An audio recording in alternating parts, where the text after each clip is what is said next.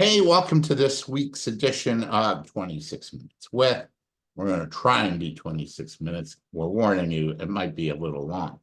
This is a show about leadership and people making an impact and making a difference. And I'm with my colleague who fills in for me on occasion. Her name is Cathy Nesbitt from cathysclub.com. And we're just talking, we're doing an end of the year soiree kind of thing. And should we announce that this will be our last edition of 26 Minutes With?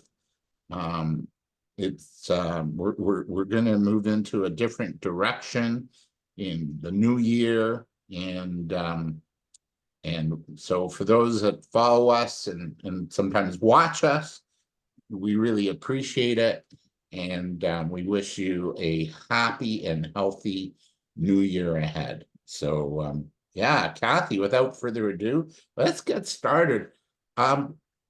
We talk, the show is about like leaders and making an impact. I guess let's do have a discussion on who are some people that you've been, privy to, or maybe you've met online, or you've read about, or you've studied with them. Who has made an impact for you this past year? Like who sort of stands out for you? Oh, I have a few people. Thank you. Hi, David. I'm excited to be here. Yeah, I must say I'm a little bit sad that it's our last episode. It's been a fun ride. I've enjoyed being a guest host, and I yes, appreciate. you've improved so much too, and you took it on, and you've never done it before, and then you made adjustments and improved. So yeah, I hope you somehow can consider this in the future.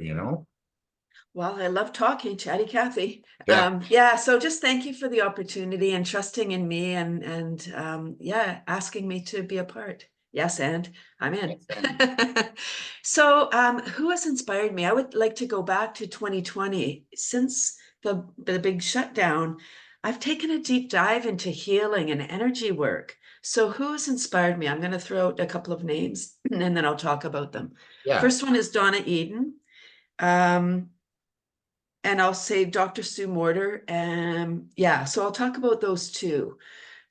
Doing kind of similar work, and there's a lot of overlap now that I'm really delving into their work. Donna, she's got a program called Eden Energy Healing, and she is in her 80s. And at 27, she had MS.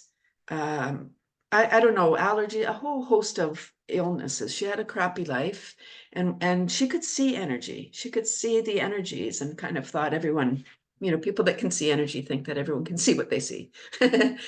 And somehow she was able to cure herself of everything. So now in her 80s, she's Wow. vibrant. She has no ailment. She has no diagnoses, is that if that's how you say it? I don't know, she probably takes multivitamins, I don't know, but she doesn't have any ailments at the moment. She's vibrant, high energy, and she's really inspired me. She's got a daily energy routine, which is 5 minutes, and I've been doing it since 2020, and I can say that I feel great. It's just a wonderful way I go out on the earth, so I'm barefoot for the most part, except when there's snow on the ground. Yeah.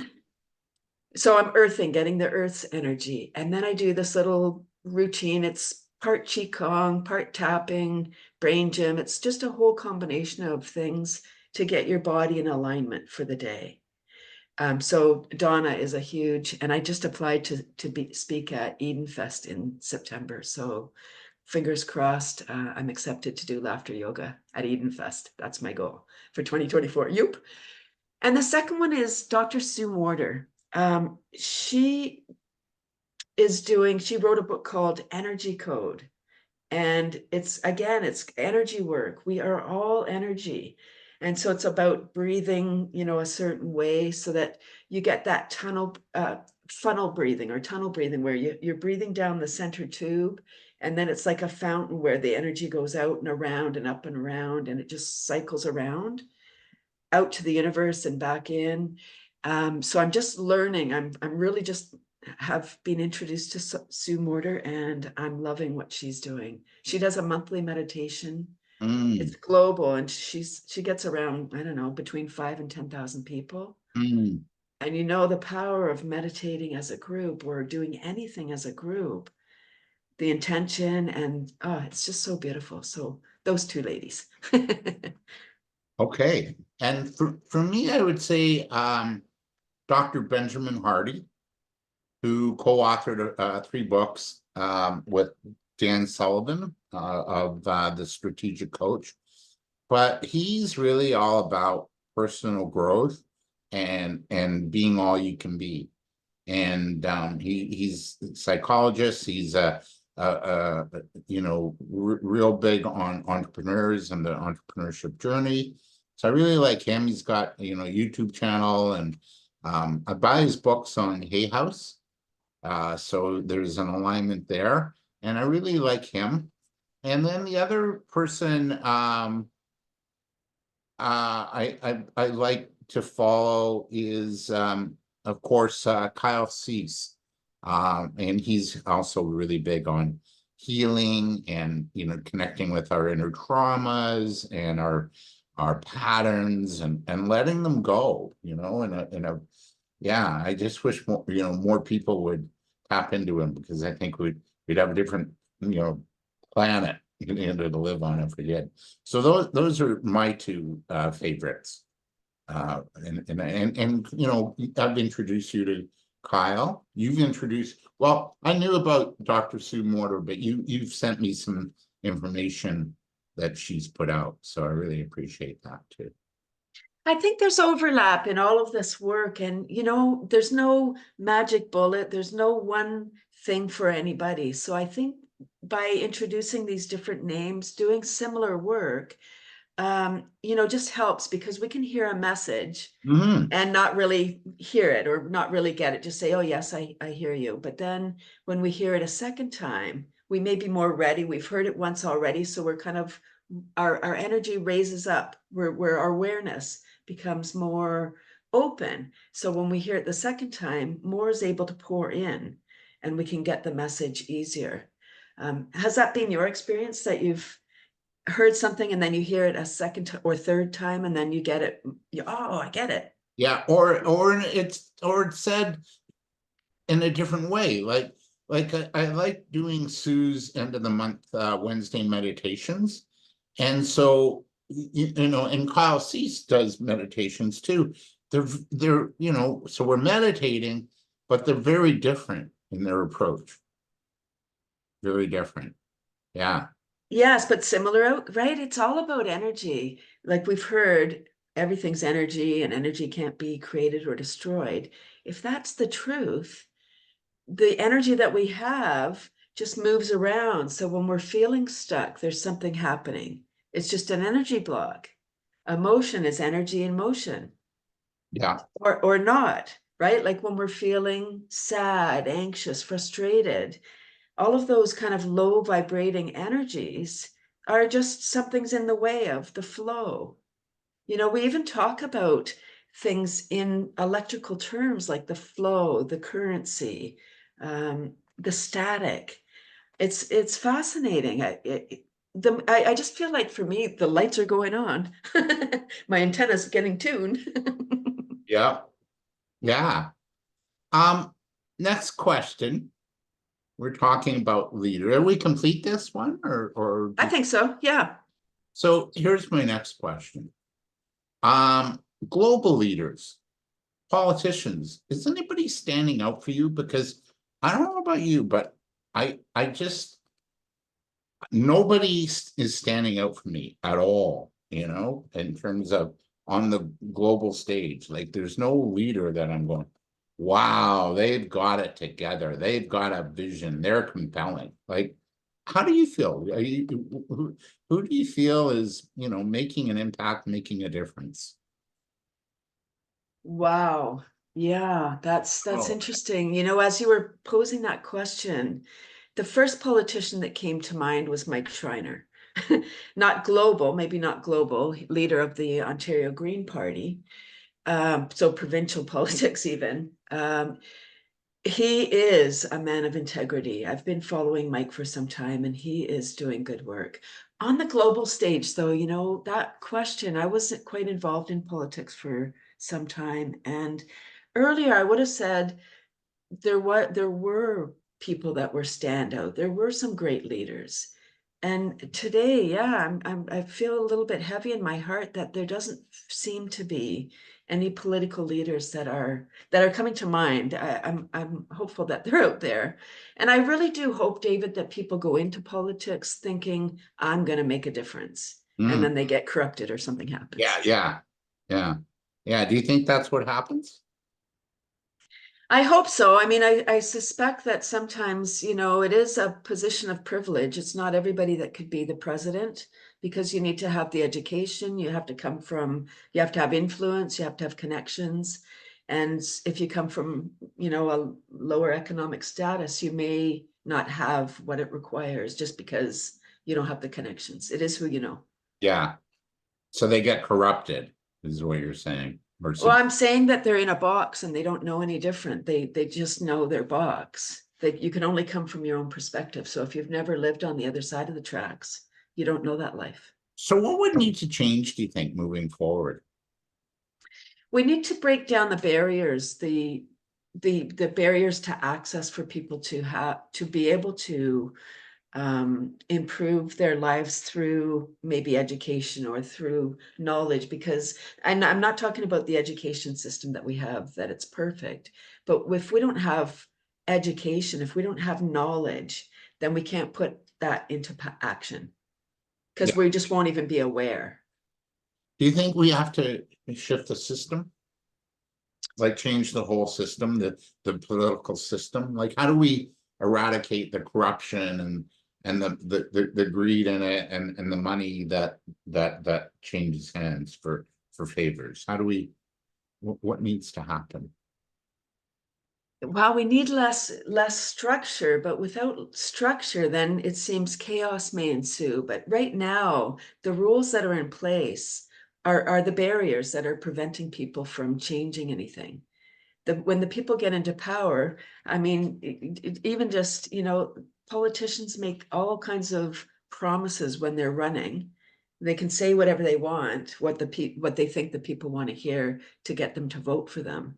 The system is really corrupt because if you know how to work the system, then you can work it and then get in and then lie all the way all for the next 3 years. Right.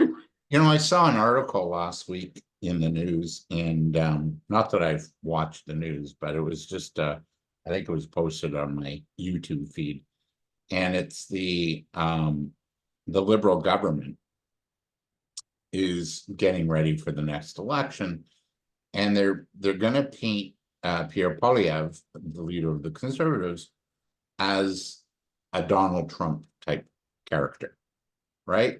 So the idea, and they've done their research. Canadians are fearful of Donald Trump. They hate him, right? For whatever reason. And they're going to do the same now. They're going to do that. Like, well, if you vote for Poilievre, you're going to get the same, right? So, and they're hoping that might win it for them, and they're hoping that they'll scare Canadians into voting Liberal again. And of course, we're disregarding all the corruption and the scandals that the Trudeau Liberal government has been through over the past several years, or over 8 years now in power. And to me, that's like, oh, it's such dirty politics, using fear as a tactic to get your way in. I don't know, just doesn't sit well with me. Yeah, it's a tough game. That it's a really challenging question because in order to change the system, the old system needs to fall apart. And I Yeah, think that's where we are today I hope in so. our world, right? The Arab Spring and all these uprisings. The people are banding together. So I think the system is crumbling down. It's been decades, maybe centuries in the making.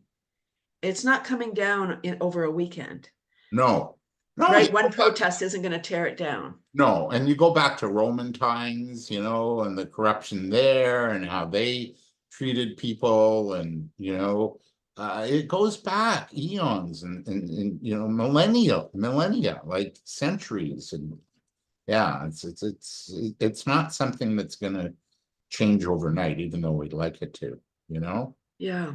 I think we need to just keep shining the light. It really is what you're focusing on. And I'm going to use an energy um, phrase again. So if everything is energy, when the law of attraction, Sue Morter talked about the law of attraction. Why it works is because the photons, once we focus on something, the photons cluster all together and become centered on that thing that we're thinking about. And that's how it works. So if we're focusing on the government being corrupt and how awful it is, we're just going to keep seeing more of that. I Mhm. think we need to really look at what it is that we want to see. How would we want the society to be? And we can imagine it. We can really create reality through our mind. And when we band together and having these discussions, I think is a great way because it does allow the opportunity for something different. Right, and it opens up possibility. Like what else is possible? You know, I'm always reminded of Pike's Place Fish Market. I know it's out in Seattle, and they new owners took over. Morale was low. You know, you're selling smelly fish all day, right? And the morale was low. So they had a new owner said, "We got to take this in a new direction," and they hired a business consultancy firm and they had a team meeting. And one of the younger staff said, I got an idea, right? With all his youthful enthusiasm. And he said, why don't we be world famous? And they kind of laughed at him, world famous. What's that? You know?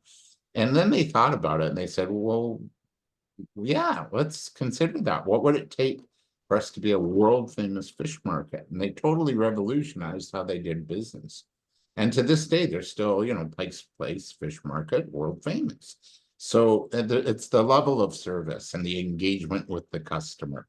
That's what tipped it over. So, you know, I think we need to sort of reimagine like everything, schooling and get all voices heard, not just one side, but all voices need to come to the table with ideas and creativity, right?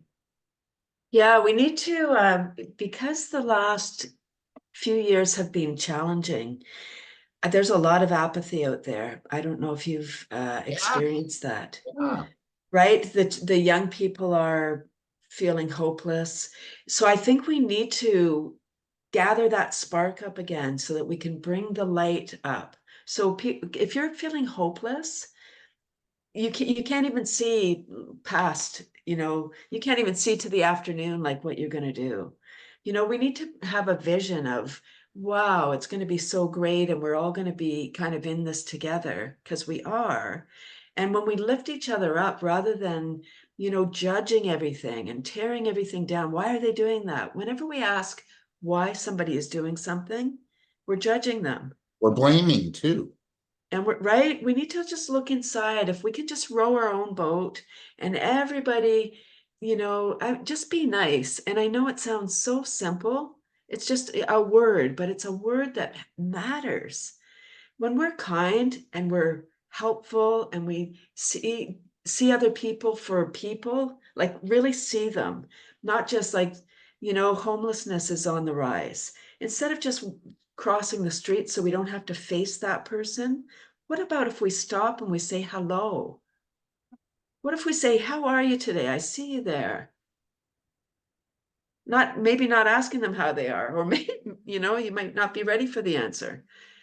But I think that we're so busy trying to look so good for others. What if we can just, you know, imagine that we're all equal? Because we are. We all bleed red. Yeah, we all put our shoes and socks on the same way pretty well. Yeah. Is opportunity equal? It is not. That's what I would like to see, is more equal opportunity. And I don't know what that looks like, but it certainly involves tearing down the old system where Yeah, there is the hierarchy, right? right. Like the haves and the have-nots. There's kind of no middle or very small middle now. It's either you're uber rich or you're struggling like you're working poor. Yeah. Yeah, and we have to change our beliefs too. Those, what we're taught to be true, maybe isn't. And that's okay. Like, let go, I like, Dr. Byron Katie, who wrote the book, or wrote about the work and the four questions, like, who would you be without that thought? Or, how does that make you feel? Who would you be without that thought? Is it true? Do you absolutely know it's true? So when you examine your beliefs and you use that as your sort of barometer, all of a sudden what you thought was true and you believe to be true might not be true, right? Yeah. And free or without maybe that belief or that thought about something or ourselves or life. Or yeah, you mentioned something interesting about about who were who were trying to be out in the world, which is, hey, look at me, I'm okay, I got my stuff together. And you've recently, and I find social media such a trap.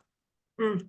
And you recently got sort of your profile hacked on Facebook, and you have not gone back onto Facebook now for what, about 3 to 4 weeks. And how have you been feeling about that? Because I know how, but share with those who are listening today. What's shifted for you since you've been off Facebook? You're happier about it, in our opinion. Yeah, it's interesting, David. It's so interesting for the listeners. I don't have a cell phone, so when I'm on social media, I'm at home. I'm on my desktop. And it's fascinating. I thought, because I log out of my social media platforms when I'm not on them, I just thought, this is what I thought, how I was using it, that I would go on in the morning, do a little post, maybe like some things, whatever, and then get out. What I was finding is I would log out, get on with my day, and then I would find myself scrolling on Facebook again. And I'd think, how did I get here? I didn't even, like, it was so unconscious that would just find myself back on Facebook. Okay, Mhm. so then I got hacked, and it's so peaceful. I must say, David, I love it. I feel I have more time. I'm obviously not scrolling aimlessly, because I'm not on there, and it's so beautiful. I must say that I miss a couple of groups that I was in, the Diamond Beauties and the Peace, Passion, Prosperity group. I miss those two groups, because they were both positive, contributing, uplifting. There was a lot of support in both groups, active groups where people are commenting and just supporting each other. I do miss those two groups. Other than that, I must admit, I don't think that Facebook or probably any of the social platforms are safe. And here's why. I think people are not operating with integrity there. Like, they look for hours for the perfect photo. Like, just take a photo and post it. That's you. If your hair's out of place or something, so what? Like, Hey, I resemble that remark. I know. As soon as I said, I was like, no, what did I say, hair? So I'm Here today, feeling, gone tomorrow, I'm feeling really calm without it. I don't feel like I'm missing anything. Um, I may be, but I don't know that I am. So I'm not. Yeah, yeah, I have no intention of returning to Facebook. yeah. I'm kind of not far behind you. There's just yeah, trying to figure my way out of it. Yeah, It's interesting with Facebook and probably many of the platforms. I mean, I'm not on TikTok or really Instagram or anything, but so I can't talk to those platforms. But Facebook, if you're away for a couple of days and then you go back, it's the same stuff. You're seeing the same, like, positive things, different memes, different stories, and people share things. Janet was sharing with me a story at a university. People were The students were sharing all this stuff about Hamas and how great Hamas was. And they were interviewed, and they asked them if they knew what the issue was. And nobody knew what the issue was. They were just sharing this stuff, higgledy-piggledy, because the headline was compelling. So they didn't really know what then when they told them what Hamas stood for, they said, oh, I wouldn't support that. It's like, but you are. Every time you share something without really looking at it, without understanding what it is you're sharing. And there's a history too, right? That's just one example. There's so many examples that we don't even know who the originator is of whatever it is that we're sharing. We just see the headline and we go, oh my gosh, that either it's good or bad, like whatever it is, Yeah. and we don't know, Sound bites. That's what we right? get from the news. And then we're making up our minds about people and situations based on a soundbite. Do your homework. Find out really what's going on in there, and what's happening. I had a bit of a distasteful experience a week ago, Sunday, where a colleague of mine posted a pro support Palestine image and video, and it was a video of a little kid, 3 years old, holding up hashtag I stand with Palestine sign. And what got me sort of riled up and responding to that, and not in a nice way, but was what are we, excuse me, what are we doing indoctrinating our kids to be politically and motivated and have hate? Leave the kids out of it. Like they're 3 or 4. Like this kid wasn't more than 3 or 4. Yet they're holding up the sign. What are we doing? Like if we want this dialogue and this history and this narrative to go away, you're not making it any better by indoctrinating your kids or encouraging your kids to hold up a sign that they don't even know about at 3 or 4. So Right, it's they like, can't. leave them alone and why not instill like tolerance and peace and possibility rather than I stand with Palestine. I'm not saying I'm not making a judgment or really trying to be impartial about it, but to me what stood out was leave the kids out of this. It's not their fight, and let's teach them something else so the narrative can stop on both sides. Right. So we can start healing, because that's what's needed. We need to come together again, back to we're all people. It doesn't, not that it doesn't matter the conflict, but the conflict that could have been a Ukrainian child, Yeah, right? I know you just said Palestine, but it didn't matter. it didn't Just matter to leave me. the children out. Yeah, yeah, Because they don't know, they don't have the capacity to understand what it is that they're doing. They're just following all orders. They're just doing what they're told. That's yeah. it. I think Yeah. for the past 4 years, the policies, the government, um, the narrative is all about separating rather than coming together. And, as you said, we all, bleed the same way, right? Or we all, and that's got to stop. We need unity consciousness as opposed to separate, Ukraine and Russia, Palestine and Israel, doxed, unvaxxed, whatever, black or white, whatever's happened over the past 4 years, it's like ramming it into our face time and time again. And it's about separateness. And what about unity? What do we need to do to, in your mind, what do we need to do to encourage unity and coming together and community, right? Calm unity.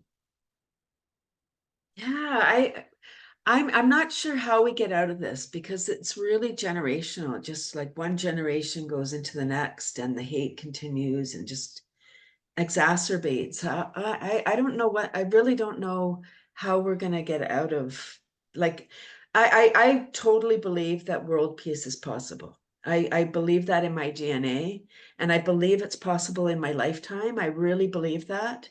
Um, and I believe that with every one of my trillions of cells. Every single one of my cells believes that world peace is possible.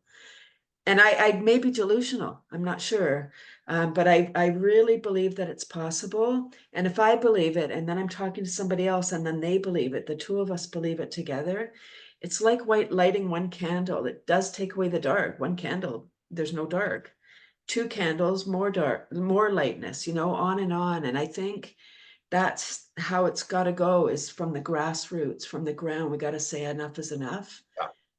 And I don't know that protesting is the way, because protesting is still a resistance. Yeah. It's still us against them. It needs to be more of like a sit-in or a love-in. It needs to be more of a festival than a resistance. So I remember I used to go to the Kabbalah Center, which is Jewish mysticism. This is years ago. I'm talking 28 years ago.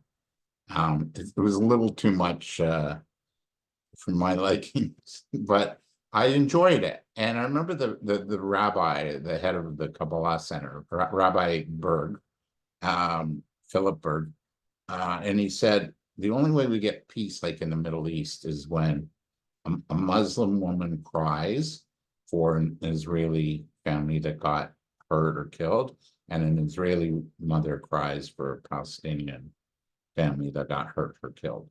When that happens, that's when peace can happen. Wow, that would be powerful. I'd like to see that. I know. I wouldn't want to see, the killing, but if one No. cries for the other, instead of like hating on each other, right, which happens now.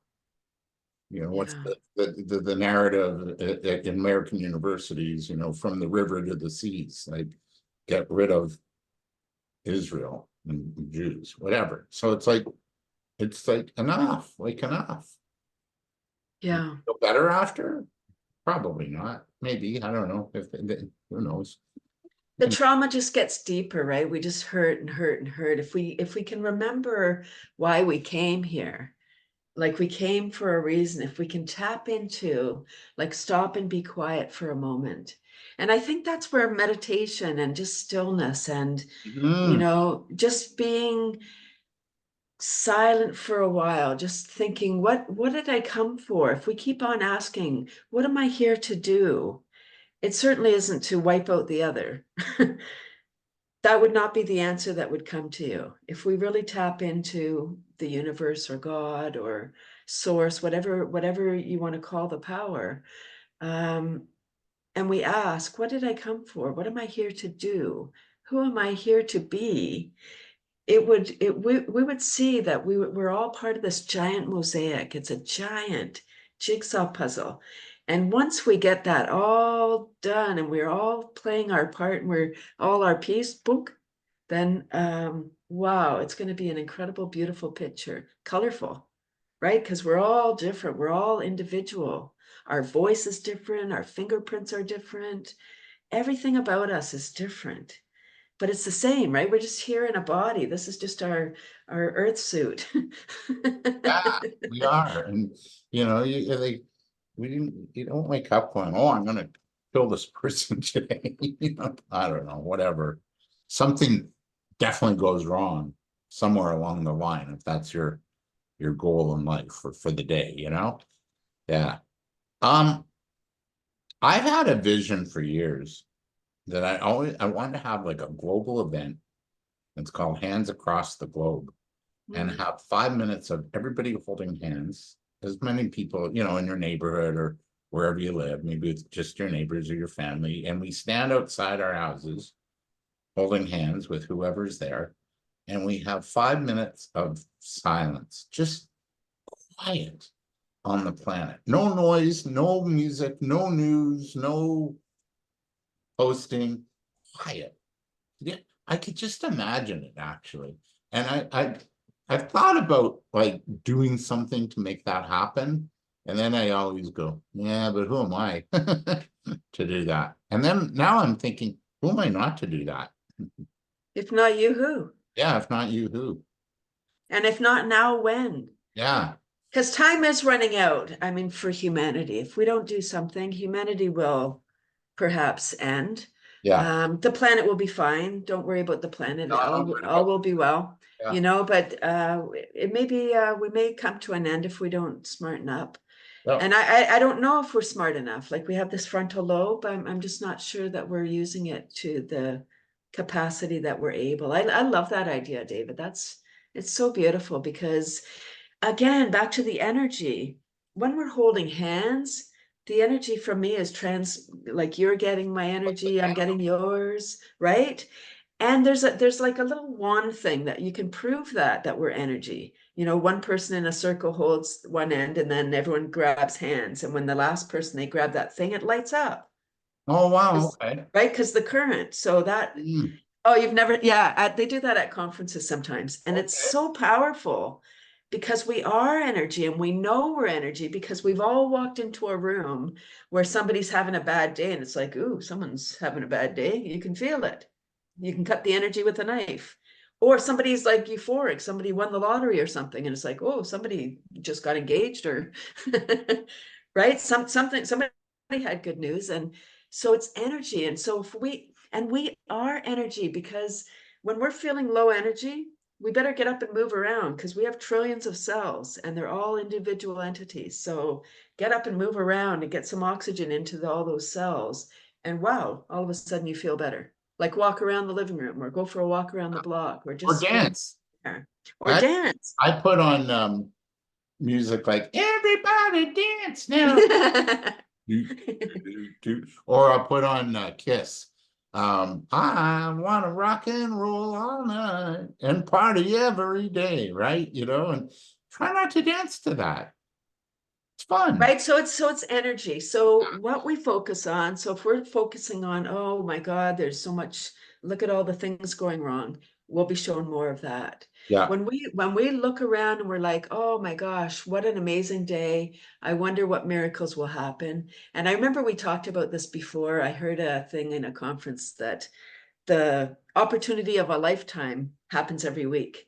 So just be on the lookout for, oh, where's your opportunity of a lifetime? Where is it this week or today even? We don't know. yeah. So as we wrap, what's one wish for yourself and one wish for humanity and one wish for our listeners for this year? Well, for me, I want to expand my laughter practice because I think that will help to bring world peace about. And I do have a giant goal with Down syndrome. So I hope to make I don't think it's going to happen as fast as I would like. So my goal is to make more steps so that can become more concrete. And if anyone's listening and has connections in the Down syndrome world, please connect with me because I have a huge vision with Down syndrome. So that's for my goal for me, I guess, and for the humanity. um, for the listeners, I would say if you have been thinking about doing something and you haven't had time or you think you're not good enough for it or big enough or why you, all these things, take a step. Write it down. Write down what it is that you're thinking about doing. Because once you write it down, then it's concrete. Right. Now it's gonna happen. Even And Napoleon Hill says that. right. And you can just forget about it. Like you can just write it down so then you don't forget what it is. And then just let it go. And maybe things will happen. You'll start seeing things because what we focus on happens. Right. And there was a third question. What was the third one? Oh, for humanity, for the world. Oh, so for the world, again, I guess it's my big laughter with Down syndrome. I really want to it's really feeling right in my body. The timing is right. We decide something, but then it's just planted a seed. And then sometimes it takes time for that seed to germinate and get roots. It's getting roots now, that idea. So and it's going to change the world because Down syndrome doesn't have any borders or any socioeconomic. It doesn't recognize any of those. Doesn't. Yeah. So tell me about your three Well, wishes. I'm launching a few new business ventures, so it's really geared towards supporting young entrepreneurs, 19 to 35, to have confidence and be able to position them as their future leaders. So there's four key initiatives. So we're launching a book which is pretty well ready. We're just doing one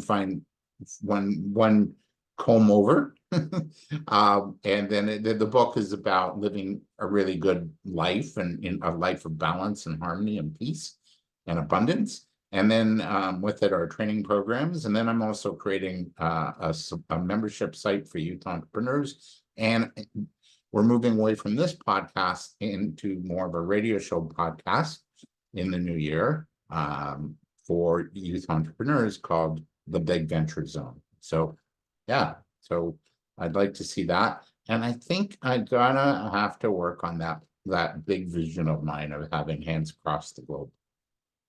I don't know, why not? Write it down. I had the vision years ago, like 28 years ago. Yeah. Wouldn't this be cool? Yeah. And silence. I say silence because it's such a noisy world.